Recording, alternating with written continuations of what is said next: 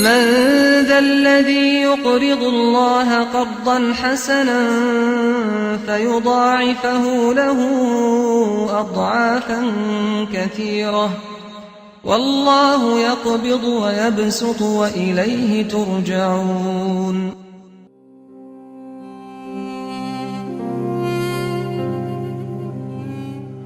بەناوی پەروەردیگاری باڵادەستی جیهانیان سڵاوتان لێبێت بینەرانی بەڕێز و ڕۆژوگرانی خۆشەویست. بەرنامەی بەخشین بەردەوامە لە جێبەجێکردنی هاوکاری و کۆمەچەکانی ئێوە بە هەژاران و نەداران و خاوەن پێداویستە تایبەتەکان لە زۆرێک لە شار و شارۆچکەکانی هەرێمی کوردستان. بەرنامەی بەخشین بە شانازیەوە ئەم ساڵیش لە چەند پرۆژەیەکدا لە مانگی پڕخێر و بەرەکەتی ڕەمەزاندا توانی دڵی هەزاران خانەوادەی هەژار و نەدار و منداڵی بێباو خۆش بکات بە پرۆژەکانی. بەرنامەی بەخشین یەکێک لە پرۆژەکانی ئەم ساڵی بریتی بوو لە دابەشکردنی خۆراک بەسەر هەژاراندا کە تاوەکوی ئێستا نزیکەی 5,000 خانەوادەی بەسەر کردوتەوە و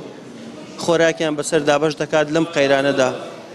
هاوکاریەکانی ئێوە تاوەکوی ئێستا لە یەک پرۆژەی بەرنامەی بەخشین توانوێتی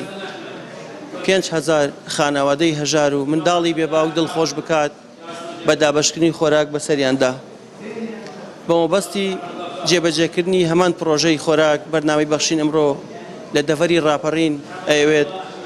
100 خانەوادەی هەژار و نەدار و منداڵی بێباوک بەسەر بکاتەوە و بە دابەشکردنی خۆراک بەسەریاندا چەند ساتێک لە مەینەتی و ناڕەحەتی و ناخۆشەکانی ژیانیان کەم کاتەوە. تا ئێوە ببەخشن ئێمەش ئاوا بەردەوامە بین ئەگەینە هەژاران و نەداران لە زۆرێک لە شار و شارۆچکەکانی هەرێمی کوردستان. لەگەڵ مانابن بابزانین هاوکارەکانی ئێوە ئەتوانێ ئەمڕۆ چەند خانەوادەی هەژار و نەدار دڵخۆش بکات. فەرموون لەگەڵمان.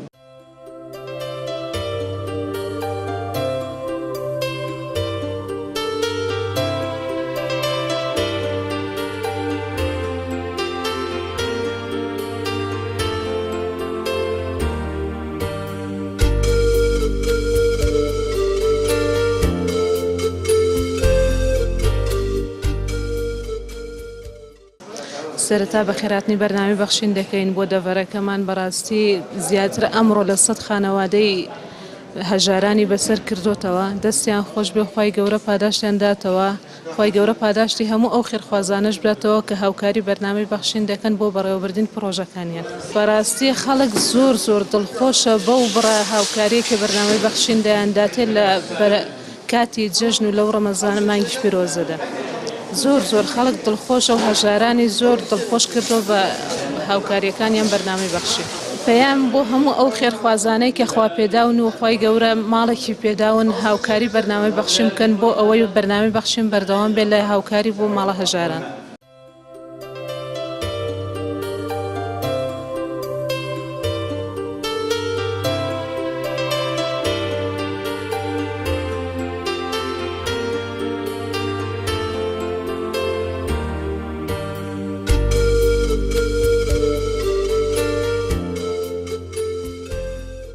فراشم بس بنزم دارو كمانا ابني بيداكم لكلمة إذا كلي خانوش دام بنوات هزار خوا بيان بارز خوا بسري عند باري خوا هدايتي عندي خوا أو نجرو جان لي قبور كي بەخشین خێر خوازانی خۆشەویست لە ڕێگەی ئەم ژمارە تەلەفۆنانەوە دەتوانن پەیوەندیمان پێوە بکەن و ببەخشن تا بەخشین بەردەوام بێ. بەخشین 0770 961 11 0770 961 35 0750 723 25 55. بەرنامەی بەخشین ئێستا هاوکاری خەڵکی دەکات و بە تایبەت هاوکاری داکەتیوەکان دەکەن و لەو کاتەی کە قەیرانە و خەڵکی زۆر وا هەیە دەستکورتە و بە 3-4 مانگ مەحاش نایەت و باحیش ئێستا وەک جاران نییە کەمە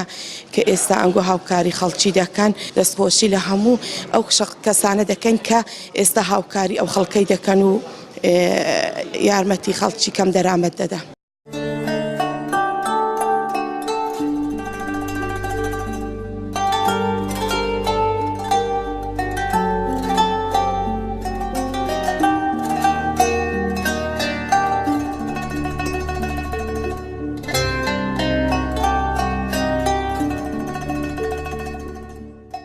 خوا خێری بنویسی خوا ئەزر و پاداشت و داتەوە بۆ ئەو بەرنامەی بەخشین ئەگە زۆر ماڵی فەقیر و هەژاری بەسەر کردوتەوە ژیانی خەڵک زۆر قەیرانە زۆر کەم دەرامەتن زۆر فەقیر و هەژارن ئەگەر لەبەر ئەو بەرنامانە بکوا هیچ کەسێکمان بەهاناوە نهاتووە دەستخۆشیان لێ دەکەم خوا خێریان بنویسی خوا ئەزر و پاداشتیان داتەوە خوا نمونەیان زیادکە خوا سەرکەوتویان کە سەرەتا دەستخۆشتان دەکەم بۆ کەناڵەکەتان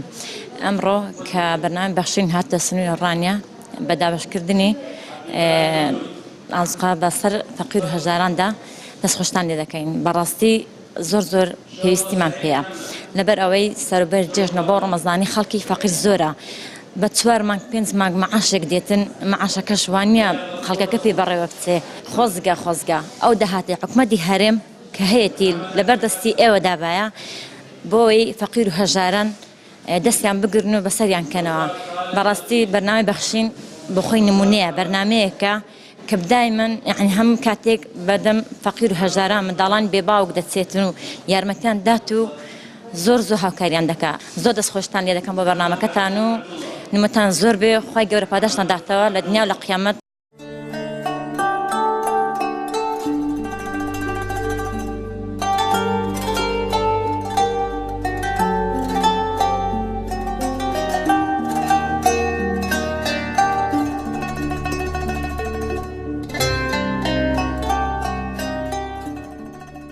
میسینگی بەرنامەی بەخشین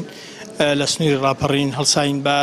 دابشکردنی بڕێک خۆراک بە عنوانی ئیفتار سائیم بۆ هەژاران و کەم دەرامەتانی سنوورەکەمان لە ڕێی بەرنامەی بەخشین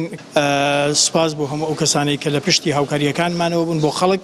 ئێمە هەمیشە ئەوە دووبارە دەکەینەوە کە هاوکاری خەڵکە بۆ خەڵکە تەنها ئێمە وسیلەی گەیاندنی خێری خەڵکە بۆ خەڵک و جەماوەرەکان و ئومێد دەکەین ئەم قۆناغە دژوارە لە ڕووی ئابووری تێپەڕین و لێرەشەوە داوا لە خێرخوازان دەکەم کە زیاتر پشتیوان بن بۆ بتوانین ئەو پرۆژەمان زیاتر تەمەندرێژ بێن چونکە خەڵک و جەماوەرەکەمان باش دەزانێت سەرجەم سنوورەکانی هەرێمی کوردستان بە قەزا و ناحیەکانیەوە بەسەرکراونەتەوە بە تایبەتی لە مانگی ڕەمەزان توانراوە ڕێژەیەکی زۆر خەڵک بەسەر بکرێتەوە و من لێرەوە لە سنووری ئیدارە ڕاپەڕین سپاس بۆ هەموو ئەو هاوکاریانەی کە خەڵکی خێرخوازانی کە لە پشتی هاوکاریەکانمانەوە بوون و بۆی بتوانین ئێمەش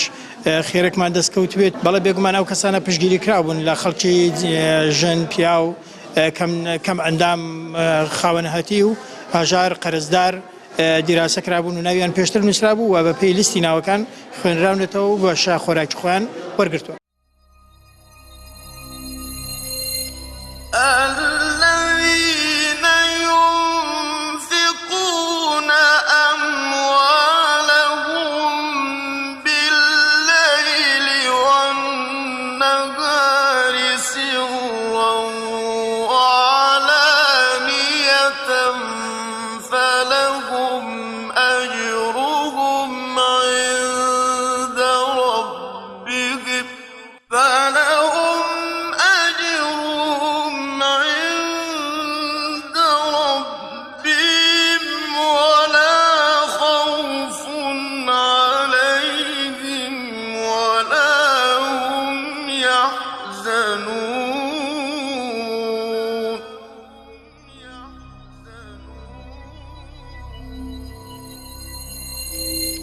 ئەوانەی کە ماڵ و دارایی خۆیانە بەخشن بە شەو بە ڕۆژ بە پەنهانی و بە ئاشکرا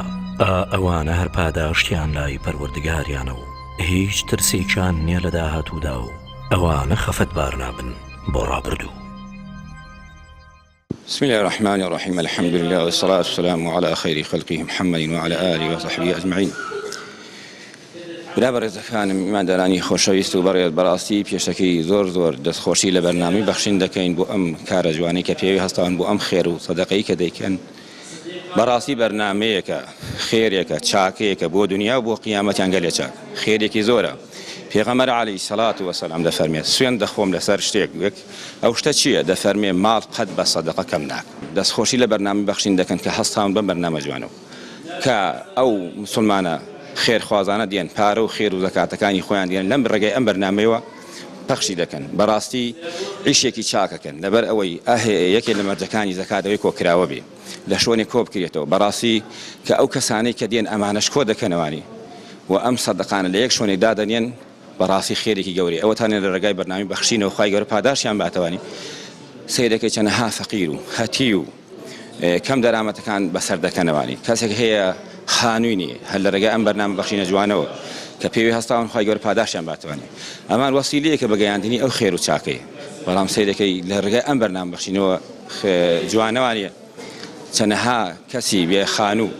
بێدەرامەت لەم ڕێگایەوە خی گەورە پاداشیان باتەوە خانوویان بۆ کراوە و چەنەها کەس ئیش و کار و کاسبی نەبووە خی گەورە پاداشیان باتەوە کەسێک کە کەم دەراهات بۆ تاکسیەکیان بۆ کردو تاکسی ئێستا ئەو کابرای لە فەقیری ڕزگاری بووە ئافرەت هەیە عیشی زانی و خەیاتی مەچینەیەکیان بۆ کردیوە لە ڕێگای ئەم بەرنامە جوانەوە ئەو عیش و کارانیان بۆ کراوە بۆیان سەهل کراوە خی گەورە پاداشیان باتەوە ساڵان فەقیر هەبوو بەڵام لەم ساڵدا فەقیر گەلێ زۆر بۆیە پێغەمبەر عەلەیهی سەڵات وەسەلام دەفەرمی خێر یەک تا یەک حوسەتی هەیە بەڵام لە مانگی ڕەمەزانە خێر دیاری نەکراوە بۆیە داوامان لە مسلمانان هەیە لەم دە ڕۆژەی کۆتاییە وەڵڵاهی ماڵ هەیە 250 دیناری تەبعی لە ماڵدانیە بۆیە داوا دەکەین لە هەموو ئەو خێرخوازانە لەم ڕێگا بەرنامە جوانە و پارانەی هەیەە ئەو خێرانی هەیەە بێنن بیگەن بەدەستی ئەم برابە ڕێزانە بوو یوانیش بیگەین بەدەستی ئەو فەقیر و هەژار و کەم دەرامەتانە خی گەورە پاداشیان باتەوە.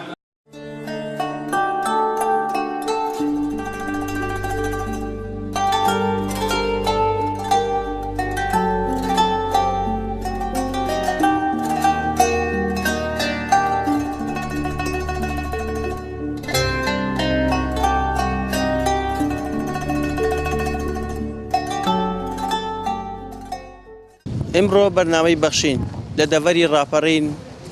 بە هاوکاری و دەستگیرۆکانی ئێوە توانی زیاد لە 100 خانەوادەی هەژار و نەدار و منداڵی بێ باوک خۆش بکات بە دابەشکردنی خۆراک بەسەریاندا. بەرنامەی بەخشین تا ئەم ساتە ئێمە تیاین لە مانگی پڕخێر و بەرەکەتی ڕەمەزاندا توانوێتی 5,000 خانەوادەی هەژار و نەدار لە پرۆژەی خۆراکدا سودمەندیان بکات ماڵیان ئاوادان بکاتەوە بە هاوکاریەکانی ئێوە. ئێمە لە بەرنامەی بەخشینەوە داوامان لە ئێوەی خێرخواز وایە ئەو چەند ڕۆژەی کە ماومانە لە مانگی پڕخێر و بەرەکەتی ڕەمەزاندا هاوکاری و کۆمەچەکانتان بنێرن چونکە خۆتان ئەزان ئەمساڵ بەهۆی قەیرانی داراییەوە خەڵکانێکی زۆر هەژار و نەدار و خاوەن پێداویستی تایبەت پێویستیان بە هاوکاری هەیە و ڕێژەی هەژاری لە زۆربووندایە بۆ ئەوی هیچ نەبێت لە بەرەجەژنەکاندا دڵی خاوەن پێداویستی تایبەت و منداڵی بێباوک و هەژار و نەدارەکان خۆش بکەین ببەخشن بۆ ئەوەی هەم پاداشتان لای خی پەروەردگار زیاتر و گەورەتر بێ و هەم ماڵێکی هەژار و نەداردا لەم بەرەجەژنەدا سفرە و خوانیان ڕازاوە بێت.